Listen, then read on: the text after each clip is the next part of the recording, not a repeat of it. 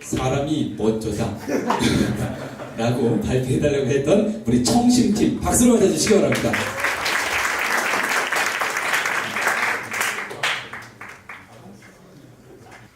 네, 우선 서있게 뻘쭘하니까 먼저 인사 먼저 드리겠습니다. 빅데이터 기반 지지율 예측 서비스에 대한 발표를 하게 된 박재호라고 합니다.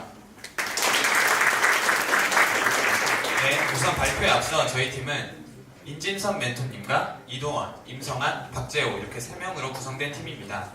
저희의 발표 순서에 대해 말씀을 드리겠습니다. 네, 우선 프로젝트의 소개, 그 다음에 두 번째로 사용 기술, 마지막으로 아키텍처 구성을 설명해 드리고 대시보드를 보여드리는 순으로 발표를 진행해 나가겠습니다. 우선 팀원은 마지막에 소개를 드리고 저희 프로젝트에 대한 간단한 개요에 대해서 설명을 드리겠습니다. 현재 이슈화되고 있는 키워드를 손쉽게 파악하고 또 정부에게 예측 지지율을 제시함으로써 국민의 여론의 동향을 정부가 손쉽게 파악하고 장기적으로 국민이 원하는 정책 방향성을 결정하며 이제 장기적으로 지지율 상승의 효과까지 누리는 데 목표를 두고 있습니다. 네, 사용 기술에 대한 설명을 드리겠습니다. 우선 지지율 예측이다 라는 얘기를 들으셨을 때 복합적으로 이루어지는 사회 현상을 통해서 형성되는 지지율을 어떻게 예측한단 말이야 라고 되게 의구심을 가지실 수 있으실 텐데요. 저희는 우선 주어진 시간 내에 저희가 영향을 주는 변수들을 직접 찾아내고 연구하고 검증하는 데에는 굉장히 많은 시간이 들 것이라고 판단을 하여 이미 선행된 연구 과제에서 공통적으로 나타내는 지수들을 사용했습니다. 여기 나타난 지수로서 이제 CSI 지수, 산업생산지수, 가계소득지수, 이제 실업률 지수, 소비자 물가지수, 가계대출이라는 지수들을 선정해서 경제적 지수라고 정의를 하였고요. 또 국민의 여론과 언론의 동향 자체가 굉장히 지지율에 많은 영향을 준다라고 생각을 하여 트위터, 뉴스 크롤링 데이터, 청와대 청원 게시판의 데이터를 크롤링을 하여 이것을 비경제 데이터로 정의를 하여 수집을 하였습니다. 이렇게 수집된 데이터들은 모두 보시다시피 RDS에 저장 후 로그스태시를 통해서 이제 엘라스틱서치에 인덱싱을 하고 최종적으로 키바나라는 툴을 통해 시각화를 통해 대시보드를 구현하는 식으로 프로젝트를 진행해 나갔습니다. 다음으로는 이제 비경제 데이터 감성 분석에 대한 부분을 설명해 드리겠습니다. 우선 사용 데이터로는 중앙일보, 한겨레 뉴스, 경향신문 데이터를 사용했으며 1600개의 문장을 직접 긍정은 0, 부정은 1, 그리고 기타 나머지 문장은 2로 태깅을 하여 학습을 진행해 나갔습니다. 하지만 뉴스 데이터라는 게 육하원칙을 중시하다 보니 핵심 문장을 제외하고 부수적인 많은 문장들이 존재한다는 사실을 통해 저희는 좀 더 핵심 문장에 가중치를 두고자 TF-IDF라는 방식을 통해 감성 분석을 진행해 나갔습니다.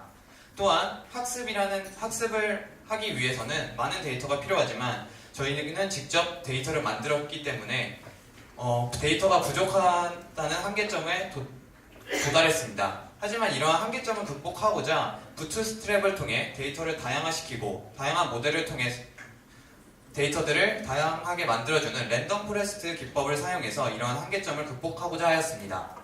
또한 이제 모델이 어떤 기준으로 긍정인지 부정인지를 판단하기에는 신뢰성의 문제가 발생하기 때문에 어떤 기준으로 판단을 했는지를 알아보기 위한 라임을 통해 객관성과 신뢰성을 확보하고자 하였습니다. 앞에 보이시는 게 이제 라임 구현 화면의 예시로서 어떤 문장을 통해 이 문장이 긍정이다, 부정이다를 확인했는지에 대한 구현 모습을 확인하실 수 있으십니다. 네, 다음은 이제 이슈 키워드 분석에 관한 부분을 설명해 드리겠습니다. 우선 텍스트 데이터를 RDS에 저장 후 로그스태시에 저장하고 이를 다시 엘라스틱서치에 인덱싱을 하여 키워드를 분석해 나갔습니다. 하지만 이 과정에서 이제 엘라스틱서치에서 제공하는 놀이라는 형태소 분류기를 사용했는데 예를 들어 드루킹 이런 단어는 기존의 데이터 사전에 존재하지 않는 단어였기 때문에 이것을 좀 더 깔끔히 하기 위해서 사용자 데이터 사전에 직접 사전을 추가하여 결국 키바나를 통해 깔끔한 키워드, 이슈 키워드 분석하는 방향으로 프로젝트를 진행해 나갔습니다.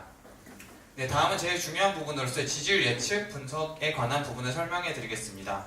다양한 방식을 고려했지만 저희는 회귀 분석을 사용했고 고려했던 데이터들은 경제적인 지수로는 소비자 물가지수, 소비자 동향지수, 실업률, 산업생산지수를 선정하였고 비경제적 지수로는 트위터 감정 분석과 뉴스 감성 분석, 청와대 청원 게시판 글, 그리고 재임기간이라는 요소를 선정하여 저희가 분석을 해나갔습니다. 왜 이런 지수를 선정했느냐? 우선은 저희가 앞서 말씀드렸던 것처럼 선행된 연구에서 공통적으로 나타나는 지수들을 선택해서 경제적인 지수로 선정을 하였고 여론의 흐름과 언론의 흐름 역시 지지율에 굉장히 큰 영향을 주기 때문에 감성 분석 데이터와 또 결국 역대급 대통령이 모두 시간의 흐름에 따라 지지율은 하락하는 양상을 띈다는 사실을 통해 재임 기간을 영향 변수로 선정해 주었습니다. 이를 통해 분석을 해보았을 때 소비자 동향지수와 심리지수, 그 다음에 트위터 감성 분석과 실업률, 재임 기간이 대통령의 지지율에 영향을 준다는 사실을 파악했으며 이를 통해 지난달의 데이터를 통해 다음 달의 데이터를 예측하는 이런 식으로 회귀 분석을 통해 대통령의 지지율을 예측하는 방향으로 프로젝트를 진행했습니다. 다음은 아키텍처 구성에 관한 설명을 드리겠습니다. 아키텍처의 구성도는 기본적으로 AWS 시스템 위에 파이썬, R, ELK 스택을 사용해서 프로젝트를 진행해 나갔으며 세부적으로는 파이썬과 로그스태시로 데이터를 수집, 포스트그리와 엘라스틱서치로 저장, R과 파이썬으로 데이터를 분석을 하였으며 최종적으로 키바나로 시각화를 하는 방향으로 프로젝트를 진행해 나갔습니다. 다음 보시는 그림은 아키텍처의 구성도에 대한 전반적인 흐름을 나타내는데 우선 데이터 수집은 파이썬이나 로그스태시를 통해서 데이터를 수집하고 데이터를 저장, 그 다음에 실시간 서비스, 엘라스틱 스택을 통한 실시간 서비스, 그리고 데이터 분석을 통해 이제 서비스를 대시보드에 구현하는 식으로 서비스를 진행해 나갔습니다. 그러면 대시보드에 관한 부분을 설명해 드리겠습니다. 우선 대시보드를 보여드리기 앞서 저희는 데이터 분석에 좀 더 초점을 맞추기 위해 키바나라는 툴, 시각화 툴을 통해서 웹이나 앱을 구성하는 시간을 최대한 단축하였고 위에 보시는 이제 경제, 부동산, 최저시급은 2월 현재 국민들이 가장 많이 언급하고 관심이 있어하는 경제적인 부분에 대한 세 가지 탑3의 키워드를 나타내는 그림입니다. 하지만 여기서 보시면 아시겠지만 경제라는 부분은 굉장히 세세하고 이 속에 더 많은 세세한 카테고리가 분류됨에도 불구하고 경제라는 하나의 포괄적인 단어로 나타나는 것을 보실 수 있는데요. 이는 저희가 아직 시간도 미흡하고 앞으로 만약에 이 모델을 더 개발해 나가는 과정 속에서 더 세세한 카테고리를 분류하는 과정 속에서 더 손쉽게 이슈 키워드를 분석할 수 있는 모델로 개발해 나갈 예정입니다. 또 아래 보시는 이 그래프를 보시면 빨간색은 실제 지지율을 나타내고 분홍색은 예측 지지율을 나타낼 수 있습니다. 저희가 지지율을 예측함에 따라 수집했던 데이터들이 경제적 데이터, 비경제적 데이터라고 저희가 언급을 드렸는데요. 저희가 이거를 시각화하고 분석하는 과정 중에 이 두 가지 요소 모두 지지율에 큰 영향을 주는구나 라는 것을 알 수 있었습니다. 예를 들어서 6월에서 7월에 데이터가 지지율이 실제로 7%포인트가 하락하는 모습이 나타나는데요. 여기서 보시면 6월의 이슈를 보시면 드루킹이라는 단어가 굉장히 크게 나타났다는 사실을 확인하실 수 있는데 이처럼 대통령의 지지율은 경제적인 요소를 제외하고도 하나의 큰 정치적인 이슈로 하락할 수 있다는 것을 알 수 있고 또 옆에 여기 아래 10월 이슈에 보시면 10월에서 11월 사이에 7%폭이 하락했는데 여기 보시면 증시, 코스피, 붕괴 이런 경제적인 용어가 굉장히 많이 나타났다는 것을 확인할 수 있습니다. 이를 통해서 저희가 세웠던 이제 경제적인 부분 역시 대통령의 지지율에 굉장히 큰 영향을 준다는 사실을 확인할 수 있습니다. 또 반대로 이제 상승하는 구간에 대한 이슈에 대해서 파악을 해보았는데요. 4월을 보시면 이제 문재인과 이제 남북 회담, 정상회담이라는 평화적인 이슈에 대한 키워드가 많이 언급됐다는 사실을 통해 이런 평화적인 분위기 속에 국민들이 정서적 안정감을 가지고 이게 결국은 대통령의 지지율에 반영됐다는 사실을 파악할 수 있습니다. 저희가 맨 위에 키워드 3개를 해결하면 이제 예측 지지율이 지금 상승할 것이라고 예측이 되지만 저런 이슈를 중점으로 정책 방향성을 결정하면 어쨌든 장기적으로는 더더욱 지지율이 상승할 것이라고 예측을 했는데요.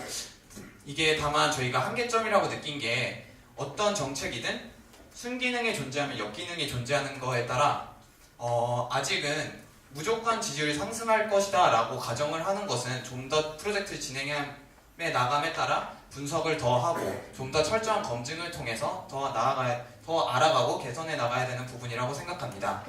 이제 전반적인 저희가 이 모델을 개발함으로써 아직은 미흡한 부분도 많이 느끼고 뭔가 복합적인 사회 현상을 이렇게 단순한 몇 가지의 지표로 예측을 한다라는 사실에 저희도 많이 부족함을 느꼈다는 것은 부정하지 않겠습니다. 하지만 이런 과정 속에서 저희가 필요한 데이터를 직접 수집하고 저희가 필요한 방향으로 전처리를 하고 모르는 부분에 대해서 물어보고 또 그것을 습득하는 과정에서 깨닫는 이 전체 6개월 과정이 저희에게 굉장히 소중한 과정이었다고 생각합니다.